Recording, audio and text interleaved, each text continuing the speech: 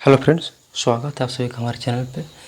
दोस्तों, हम लोग इस वीडियो में पढ़ेंगे रेखा और कोण, लाइन एंड एंगल। और इसमें पढ़ेंगे हम लोग पेयर ऑफ एंगल्स, युग्म, कोणों का युग्म। युग्म मतलब जोड़ा, जिसमें दो कोण होता है, उसको हम लोग पढ़ेंगे। तो सबसे पहले हम लोग पढ़ना है पूरक कोण, कॉम्प्लीमेंट्री एंगल। तो इस समझते हैं हम लोग पहले पूरक कोण को कि क्या होता है या किसे कहते हैं। तो यहाँ पे है कि यदि दो कोणों का योग, यदि दो कोणों की मापों का योगफल 90 हो तो परस्पर पूरक या लंब पूरक कोण कहलाते हैं। क्या बोला कि अगर जब दो कोणों का मापों का योगफल कितना हो जाएगा 90 डिग्री, तो वे दोनों कोण एक दूसरे का पूरक या लंब पूरक कोण कहलाता है। जैसे फिर हम देखते हैं अब फिगर के द्वारा। यहाँ पे हम लोग यहाँ एक ड्रॉ करें एक तरह फिगर। देखिए एक यहाँ 90 डिग्री है। अब यहाँ से इसको हम लोग इसको ऐसे खींच देते हैं, तो इसको मान क्या हो गया, ये अल्फा हो गया और ये बीटा हो गया। और अल्फा और बीटा हो गया, तो अगर अल्फा प्लस बीटा जोड़ने पर अगर कहीं 90 डिग्री मान आ गया, दोनों को जोड़ने से 90 डिग्री हो गया, तो ये क्या हमारा, ये दोनों एक दूसरे का पूरक है, या फिर बोल सकते हैं लंब पूरक कोण है। या फिर यहाँ दिखाते हैं एक इसे फिगर में बनाएंगे। एक ऐसा कोण लिया, एक ये कोण और एक ये कोण लिया। यहाँ पर इसको देते हैं नाम एम, ये हो गया एल, यहाँ पर देंगे एन, ठीक है।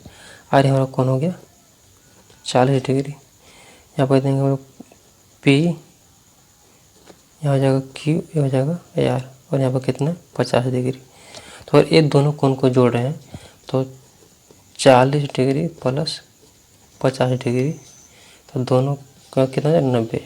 तो ये दोनों क्या हो जाएगा, हमारा पूरक है, एक दूसरे का क्या पूरक है। तब जब दो कोणों के मापों का अगर योगफल कितना जाएगा 90, तो क्या हो जाएगा, एक दूसरे का कहला जाएगा पूरक कहला जाएगा। अब इसको हमको निकालना है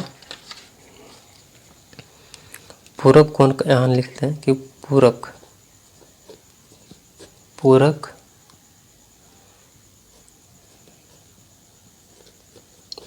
कोण की माप निकालेंगे तो क्या हो जाएगा, तो 90 में से माइनस कर देंगे जो मान दिया रहेगा, अल्फा बीटा जो भी मान उसमें दिया है उसको माइनस कर देंगे, तो उसका पूरक कोण का माप निकल जाएगा, ठीक है। तो ये हम लोग हो गया पूरक कोण। अब हम लोग समझते हैं इसका अगला कोण है समपूरक। दूसरा हम लोग है समपूरक, सप्लीमेंट्री एंगल्स। बोला इसमें किसे कहते हैं कि यदि दो कोणों की मापों का योगफल 180 डिग्री हो तो वे परस्पर एक दूसरे का समपूरक या ऋजुपूरक कोण कहलाता है। जैसे कहता हूँ 180, तो 180 कितना में एक बनेगा सरल रेखा पे। अगर एक तरह से एक रेखा दो कोण लेनी, ठीक है, यहाँ लेनी ओ, यहाँ हम लोग एम हो गया, एन हो गया, वो है यहाँ जाएगा पी। तो ये कोण और ये कोण ऐसा अल्फा हो जाएगा बीटा, और अल्फा प्लस बीटा दोनों कोण को अगर हम जोड़ेंगे और 180 हो गया, तो ये क्या एक दूसरे का, ये एक दूसरे का हो जाएगा समपूरक या ऋजुपूरक कहलाएगा। तो इससे हम लोग इसको बनाएंगे, तो ऐसे ही लेते हैं, यहाँ से एक ऐसे कोण बना दिए, तो इसको एक ले लें ऐसे और एक ऐसे, दो बना लें। ये हमारा हो गया 125 और ये हो गया 65। तो ये दोनों कोण को जोड़ेंगे हम, ये दोनों कोण को कितना 125 प्लस 65, तो दोनों कितना होता है 180। तो इस तरह से क्या ये दोनों एक दूसरे का समपूरक हो जाएगा, ठीक है। तो हम लोग पूरक समझ लिए, समपूरक समझ लिए। हम लोग अगला कोण समझते हैं। अगला हम लोग का कोण है शीर्षाभिमुख कोण। Vertically opposite angle. इसको हम समझते हैं कि क्या होता है। इसमें है कि यदि कोई दो सरल रेखा एक दूसरे को काटती है तो आमने सामने का कोण शीर्षाभिमुख कोण कहलाता है। कि जब कोई दो सरल रेखा, जिसे हम लोग यहाँ पर खींचते हैं कि एक सरल रेखा ऐसे लिए और एक ऐसे लिए, ठीक है। यहाँ हम लोग कह देते हैं ऐसे, इसको एक नाम देते हैं एल, एक नाम देते हैं।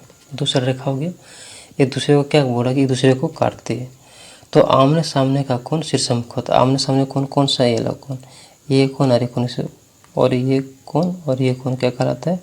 इसका शीर्षाभिमुख कोण कहलाता है। ये इसका हो जाएगा और ये इसका हो जाएगा। इसका बोला है कि शीर्षाभिमुख कोण को आपस में बराबर होते हैं। और शीर्षाभिमुख कोण, अब कोण ये है ना, इसका शीर्षाभिमुख कोण तो आपस में क्या तो बराबर होता है। तो अगर देखते हैं हम लोग कि यहाँ से खींचते हैं यहाँ पे कि अगर ये अगर निकला अल्फ़ा तो ये भी क्या हो जाएगा? अल्फ़ा।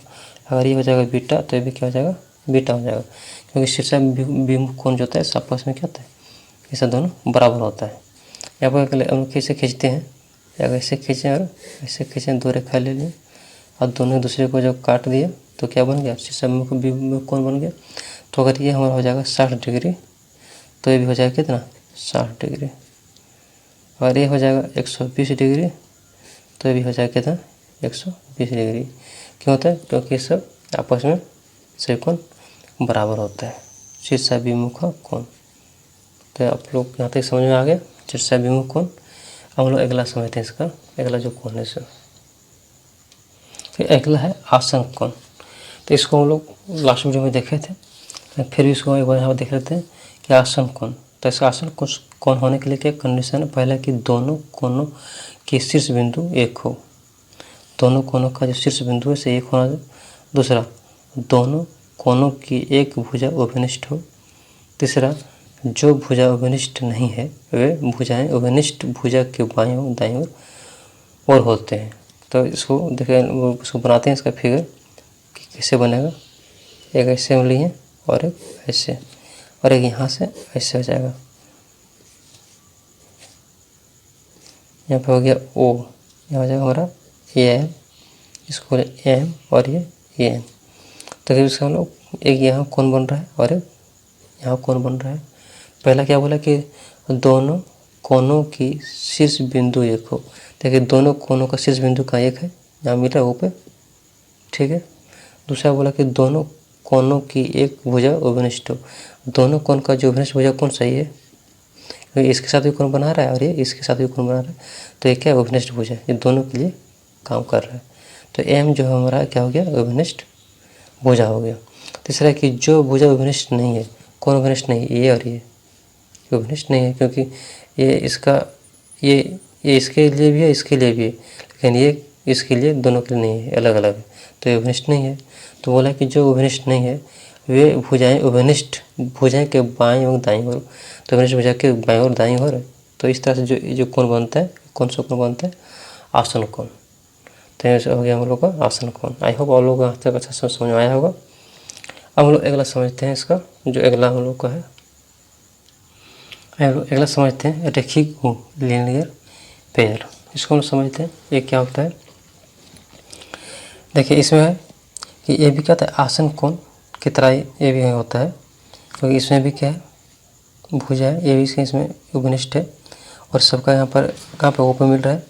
लेकिन क्या है इसमें कि ये इसमें जो बनता है कितना? दोनों कोण जो मिलकर बनता है, और ये अल्फ़ा और ये बीटा है, तो अल्फ़ा और बीटा दोनों कितना बनता है? 180 का बनता है। क्योंकि सीधा लाइन पर है तो सीधा लाइन पर एक और कितना बनता है? 180 का बनता है। इसके बाद क्या है कि ये जो दोनों इसका जो रेखा है एक दूसरे का विपरीत है, उल्टा है। ये इधर जा रहा है तो ये इधर जा रहा है पूरा। और इसमें क्या था कि देखिए इसमें देखिए ये इसका यहाँ पर उभयनिष्ठ है, तो इसका एक बाएं तरफ है एक दाएं तरफ है। इसमें क्या है कि दोनों अपोजिट है, तो इसलिए जब दोनों से सीधा रहता है, दोनों उल्टा अपोजिट रहता है, तो इसको बोलते हैं लोग रेखिक गुण।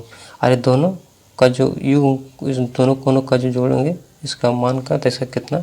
180 के बराबर होता है। तो रेखीय युग्म इसी को कहते हैं। ये दोनों का अगर कोनों को जोड़ेंगे इसका मान होगा तो कितना होगा 180 डिग्री हो जाएगा। तो ये हम लोग आज तक समझ लें रेखीय युग्म तक। तो आई होप आप लोग को यहाँ तक अच्छा से समझ में आया होगा। तो अब हम लोग इसका जो नेक्स्ट वीडियो है उसमें हम लोग देखेंगे तिर्यक रेखा के बारे में पढ़ेंगे। तो थोड़ा इसमें हम लोग 1-2 क्वेश्चन में देखते हैं करके, तो फिर हम लोग वीडियो को अंत करेंगे। एक सवाल है कि निम्नलिखित कोणों में प्रत्येक के पूरक कोण ज्ञात कीजिए। ठीक है, तो पहला है ये 45, तो वो 45 का निकालना है पूरक। तो पूरक मतलब क्या आता है 90, तो 90 में और कितना 90 चाहिए, तो इसमें और कितना जोड़ेंगे कि हमको 90 हो जाएगा। तो हम लोग क्या करेंगे सीधा से 90 डिग्री में या 45 माइनस कर देंगे, तो क्या निकल जाएगा 45। तो 45 डिग्री से क्या हो जाएगा पूरक हो जाएगा, दोनों मिलके 90 हो जाएगा। इसी तरह क्या 40 है, तो इसमें क्या करेंगे लोग -90 डिग्री में 40 माइनस कर देंगे, तो कितना आ जाएगा 50। तो 50 डिग्री से क्या हो जाएगा पूरक हो जाएगा। इस तरह क्या 35 का है, तो हम लोग क्या करेंगे 90 डिग्री में 35 माइनस कर देंगे, तो हो जाएगा कितना 5, यहाँ बचाएगा कितना 8, फिर बचाएगा 5, यानी कितना 55 डिग्री। तो इस तरह से निकालिए पूरक, जो भी मान दिया रहेगा उसमें क्या करें -90 में माइनस कर देंगे। इसी तरह इसको देखते हैं हम लोग। निम्नलिखित कोणों का समपूरक ज्ञात कीजिए। तो समपूरक क्या होता है, समपूरक यानी 2 कोणों उसका जोड़ेंगे तो यानी अल्फा प्लस बीटा जोड़ेंगे कितना होगा 180। तो उसमें से एक मान दिया कितना 75, तो हम लोग उसको माइनस कर देंगे, तो 180 माइनस 75, तो कितना बचेगा 105। तो इसका क्या जाएगा 105 हो जाएगा। इसका भी इसी तरह से बनाना है, तो 180 में सीधा सीधी क्या करें माइनस कर देते हैं, तो 180 माइनस 145, तो बच जाएगा कितना 5, यहाँ बचेगा 3, कितना बचेगा 35 डिग्री। इसी तरह इसका भी हो जाएगा 180 माइनस 132, यहाँ डिग्री में है डिग्री दे देंगे, तो कितना बचेगा 8, और यहाँ बचेगा कितना हो जाएगा 7 बचेगा 3, तो बचेगा 48। तो ये सब क्या समपूरक निकल गया। तो आई होप आप लोग को यहाँ तक अच्छे से समझ में आया होगा। अब हम लोग नेक्स्ट वीडियो में देखेंगे तिर्यक रेखा के बारे में और तिर्यक रेखा के द्वारा बनने वाले कोण के। चलिए मिलते हैं नेक्स्ट वीडियो में, तब तक थैंक यू, धन्यवाद।